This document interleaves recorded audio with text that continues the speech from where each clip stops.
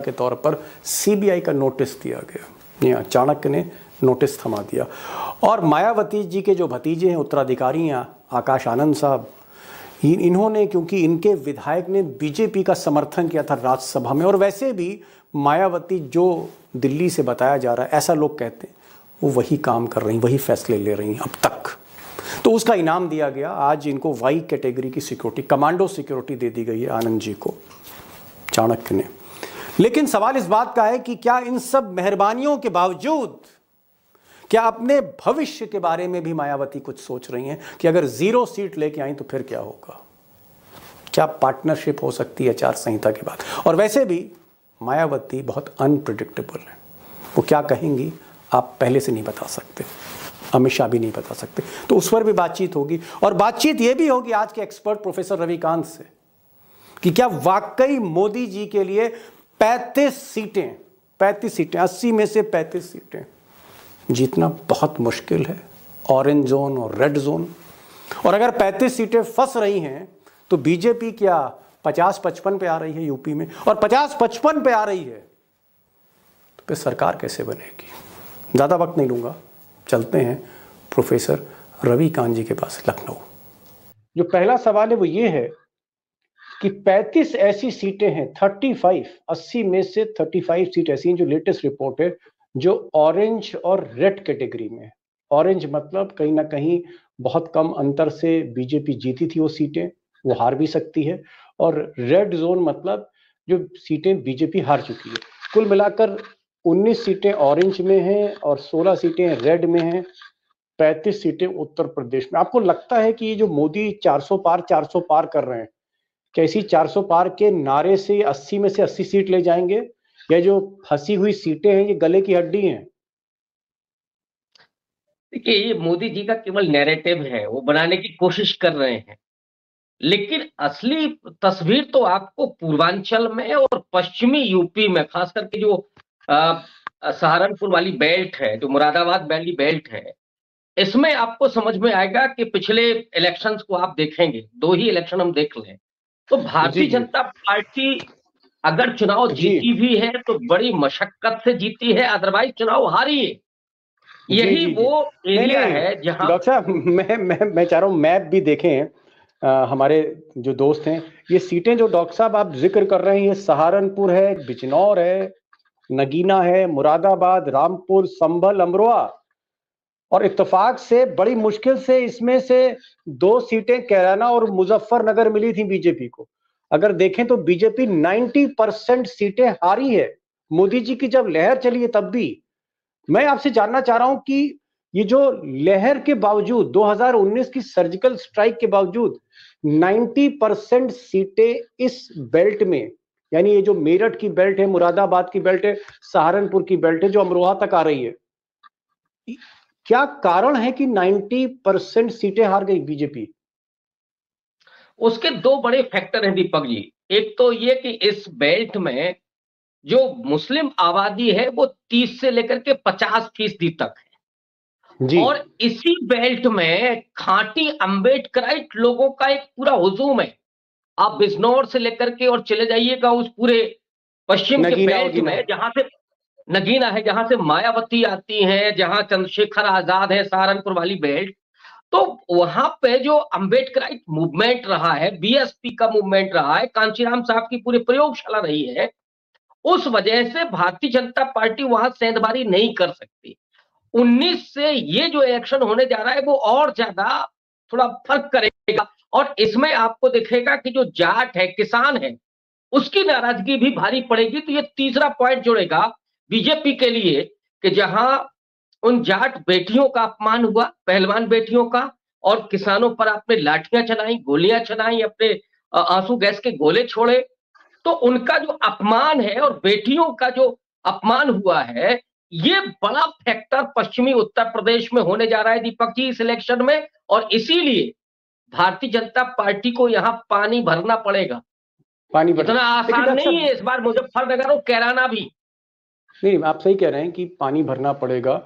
अब मैं एक चीज डॉक्टर साहब यहाँ पूछना चाह रहा था, क्या अमित शाह और मोदी भी ये चीज भांप रहे थे कि भाई यहाँ पर वो बहुत कमजोर हैं, बार बार यहीं पर हार हुई है बीजेपी को, तो इसीलिए उन्होंने जयंत चौधरी, चौधरी चरण सिंह के पोते को, जयंत चौधरी आरएलडी को अपने साथ कर लिया।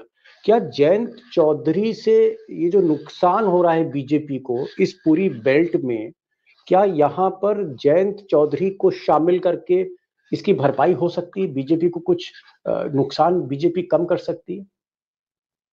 दीपक जी, अगर मैं ये कहूं कि कदापि नहीं हो रही है तो लोग इस पर शायद भरोसा न करें, क्योंकि लगे भाई चाणक्य महोदय हैं उनके पास। लेकिन सच्चाई ये है कि जयंत चौधरी के बीजेपी में जाने से बीजेपी को कोई फायदा नहीं है, बल्कि उल्टा लॉस हो सकता है। क्योंकि पश्चिमी यूपी की जो राजनीति है वो 36 बिरादरियों वाली जो पॉलिटिक्स है उसमें जाट बनाम पॉलिटिक्स होती है। तो जो अति पिछड़ा है, जो दलित है, वो जाट के साथ कभी जाता ही नहीं है। पिछले आप इलेक्शन से देख लीजिए। तो जयंत चौधरी के साथ जाने से बीजेपी को कोई फायदा नहीं होने जा रहा, जितना मैं समझ रहा हूं आज की तारीख में। कल को क्या होगा मैं नहीं कह सकता, लेकिन आज की तारीख में अति पिछड़ा और दलित, ये दो चंग जो बीजेपी को मिल सकते थे, वो जाट वोट की वजह से साथ में आने की उनकी गुंजाइश बेहद कम हो गई। डॉक्टर साहब, एक और आपसे चाहता हूं, अगर आप ये नक्शा देखें, इस नक्शे पे कुछ और सीटें हैं जहां पर बीजेपी पूर्वांचल में फंसी हुई, जैसे बस्ती की सीट है, संत कबीर नगर की सीट है, लालगंज है, आजमगढ़ है, घोसी है, बलिया है, जौनपुर है, मछली शहर है, गाजीपुर है, चंदौली है, भदोई है, रॉबर्ट्सगंज है। एक पूरा चंक आप कह सकते हैं मोदी बनारस से जहां लड़ते हैं उसके चारों तरफ। ये जो मैंने सीटें गिनाई, बस्ती में पिछली बार बड़ी मुश्किल से 30,000 वोट से जीती थी, लालगंज बीजेपी हार गई, आजमगढ़ हार गई, इस बार फिर वही चांसेस हैं, घोसी हारी, बलिया जो है बड़ी मुश्किल से जीती, जौनपुर हार गई बीजेपी, गाजीपुर हार गई। मनोज सिन्हा जैसे बड़े नेता जो इस वक्त जम्मू कश्मीर के लेफ्टिनेंट गवर्नर है, वो यहां पर हार गए। तो ये जो लगातार हार इस बेल्ट में मिल रही है पूर्वांचल की, तो क्या आपको लगता है कि यहां भी मुस्लिम और अम्बेडकराइट का जातीय समीकरण ऐसा है जिस जातीय समीकरण को बीजेपी पैसे से, राशन से, किसी भी तरह से तोड़ नहीं पा रही है और ये फिर एक बार फंसाएगी बाजी को? डेफिनेटली ये वही कांशीराम साहब की जमीन है जहां पे लंबा उन्होंने संघर्ष किया।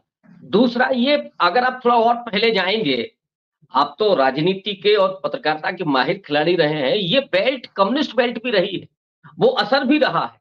तो वामपंथ के ऊपर कांशीराम जी जब आए थे तो ये और ज्यादा मजबूत होकर के ये सामने आती है पूरी बेल्ट, जिसमें हिंदुत्व का सीधा विरोध है, माने बीजेपी का सीधा विरोध है, और मुस्लिम आबादी भी बड़ी संख्या में। तो ये दो कारण हैं तौर पर पूर्वांचल में बीजेपी को कमजोर करने के।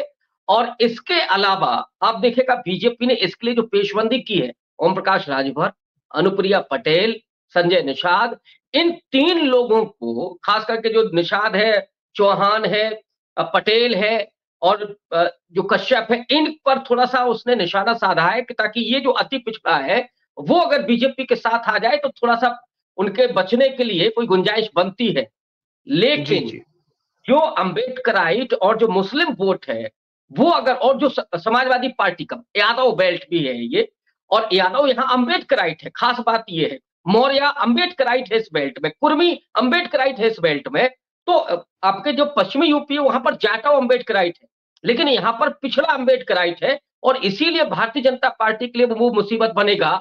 और मुझे लगता है इस चुनाव में भी जब अखिलेश और कांग्रेस पार्टी एक साथ आ रही है तो अति पिछड़े का विश्वास कांग्रेस पार्टी के प्रति हो रहा है, नॉन जाटव दलित का भी विश्वास कांग्रेस पार्टी की तरफ हो रहा है। तो इससे फायदा मिलेगा अलायंस को, और ये कहीं ना कहीं बीजेपी के लिए मुसीबत बनने जा रहा है। जी, मैं मायावती के सवाल पर जरूर आऊंगा। एक अहम सवाल है, क्योंकि मायावती और जब बाकी समाजवादी पार्टियां एक साथ आती हैं तो एक सोशलिस्ट मूवमेंट जो है अपने चरम पे, अपने पीक पर जाता है, और उसका बड़ा नुकसान बीजेपी ने, आज से नहीं 1993 से बीजेपी उस नुकसान को झेलती आ रही है।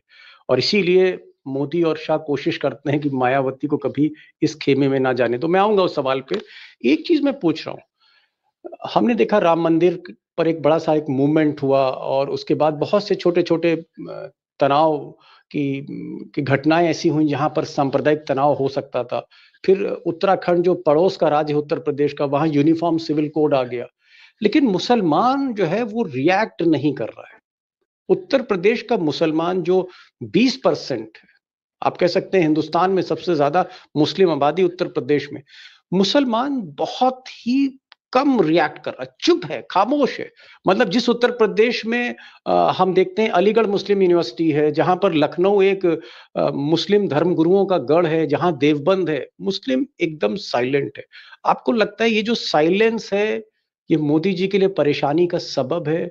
मुसलमान रिएक्ट नहीं कर रहा, इसलिए मोदी और अमित शाह का हिंदू कार्ड नहीं चल रहा। अगर हिंदू कार्ड नहीं चल रहा तो फिर योगी का कोई मतलब नहीं है, बुलडोजर का कोई मतलब नहीं है।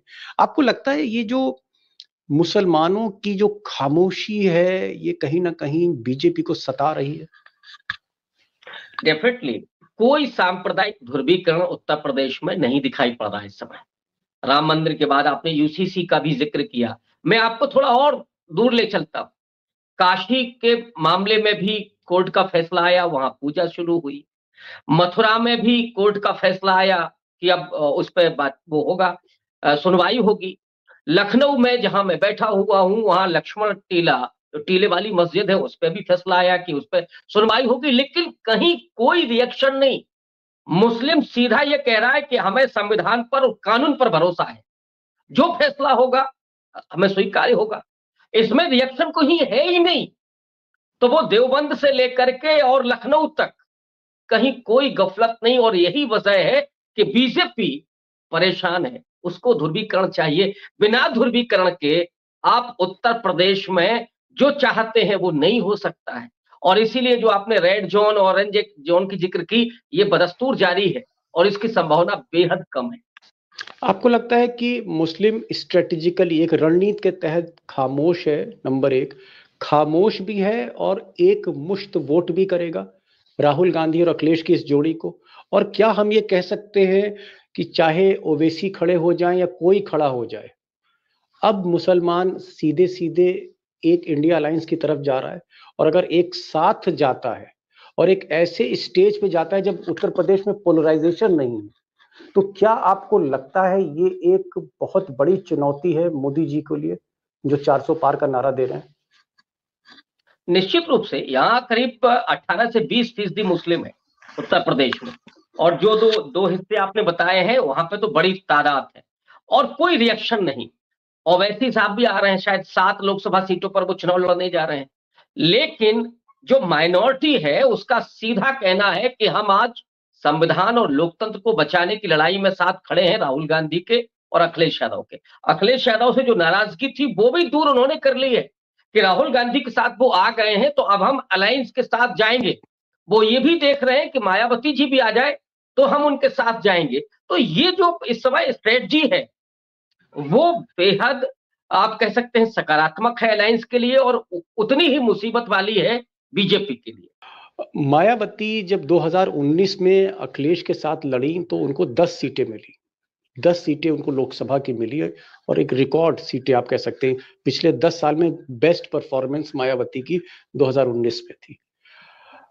उनका जो वोट परसेंटेज था, अगर आप स्क्रीन पर देखें तो उस वक्त उनका वोट परसेंटेज था 19.43, 19.43% उनका वोट शेयर था 2019 में। सीटें मिली 10।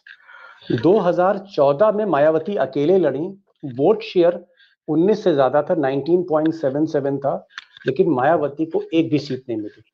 यानी वोट शेयर बड़ा है फिर भी मायावती को सीट नहीं मिली। लेकिन जैसे ही समाजवादी पार्टी उनके साथ आती है, भले ही वोट शेयर कम हो लेकिन वो तहलका मचाती हैं, 10 सीट ले जाती हैं। आपको लगता है कि बहन जी अगर सपा की या इंडिया अलायंस की सवारी नहीं करती हैं, परहेज करती हैं ईडी से, इनकम टैक्स से, अकेले लड़ती हैं, तो क्या बहन जी एक ऐसे रास्ते पर जा रही है जहां आगे टी पॉइंट है, जहां दीवार है, बसपा के दरवाजे वहां बंद हो जाएंगे? क्या पार्टी खत्म हो सकती है, मूवमेंट ढेर हो सकता है अगर एक भी सीट नहीं मिली? और अकेले लड़ेंगी तो क्या ये आत्मघाती हो सकता है बहन जी के लिए? हाँ, निश्चित रूप से हाथी जो है दीपक जी बिना महावत के वार करने की स्थिति में नहीं है, उसे सवारी चाहिए। अब वो हाथी साइकिल को भी ऊपर बिठा सकता है और पंजे के साथ भी चल सकता है, लेकिन अगर ये नहीं होता है जैसा कि आपने कहा और जो आंकड़े दिखाए आपने, जाहिर तौर पर वोट परसेंटेज भी कितना भी हो, लेकिन अगर परिस्थितियां ऐसी हैं उत्तर प्रदेश की कि अगर आपके साथ कोई एक नहीं है, सपा नहीं है या कांग्रेस नहीं है, तो फिर आशातीत सफलता बीएसपी को नहीं मिल सकती। पिछले 3-4 इलेक्शन के आंकड़े ये कहते हैं कि वो अकेले सफल नहीं हो सकती हैं। अगर वो अकेले जाती हैं तो वो इस बार और ज्यादा अपना नुकसान करेंगी। पिछले विधानसभा के आप आंकड़े देख लीजिए, एक सीट थी केवल और 12.9% वोट था, 13% से भी नीचे आ गया था। इस बार ये लग रहा है कि अगर वो अकेले चुनाव लड़ती हैं तो जो उनका आधार वोट है, जाटव, वो भी उनके हाथ से खिसक सकता है। क्योंकि सारा मूवमेंट और सारा जो संविधान को बचाने की लड़ाई है, वो कहीं ना कहीं खतरे में पड़ती जा रही है। तो वो जो पढ़ा लिखा और अम्बेडकराइट जाटव है, वो भी अभी इंतजार कर रहा है कि बहन जी अलायंस में आए। अगर नहीं आती हैं तो फिर वो अलायंस के साथ जाएगा, बहन जी के साथ नहीं जा सकता। हाँ, जो गांव का है, जो मायावती को आपको लगता है कि ये जो परिस्थिति जो हम और आप डिस्कस कर रहे हैं और आप सच्चाई बता रहे हैं, अगर ये सच्चाई जाहिर तौर पे मायावती भी जानती हैं, बहन जी भी जान रही हैं, हमसे आपसे 10 गुना ज्यादा उनका पॉलिटिकल एक्सपीरियंस है, क्या एन वक्त पर मायावती कोई बड़ा फैसला ले सकती हैं? क्योंकि अब 10-15 दिन बचे हैं चुनाव के ऐलान में। आचार संहिता लगने के बाद मुझे आज भी पता नहीं क्यों यकीन है कि वो साथ आएंगी, अलायंस के साथ आएंगी। और इसलिए यकीन है कि वो हमेशा पिछले 3-4 दशक में वो दलितों के लिए, वंचितों के लिए लड़ाई लड़ती रही। और अगर वो नहीं आती हैं तो डेफिनेटली जो आपने कहा, जो आशंका आपकी है, वही आशंका मेरी भी है कि फिर लोगों को विचार करना पड़ेगा कि बीएसपी कहां पहुंचेगी, उसका भविष्य क्या होगा। जी, नहीं, सही कह रहे हैं आप। और एक चीज ये भी हो सकती है, एक बीच का रास्ता भी निकल सकता है। अगर मायावती एक टैसिट अंडरस्टैंडिंग कर लें, बिना ऑफिशियल अलायंस में आए, अगर वो सीट एडजस्टमेंट कर लेती हैं, जिस तरह का खेल अमित शाह करते हैं अक्सर, अगर वो पर्दे के पीछे थोड़ा सा उम्मीदवार सिलेक्शन ये सब कुछ अखिलेश यादव या कांग्रेस के साथ मेलजोल करके करे, तो हो सकता है उसमें उनको भी फायदा मिले, 2-4 सीट उनको मिल जाए और कुछ फायदा इंडिया अलायंस को हो जाए।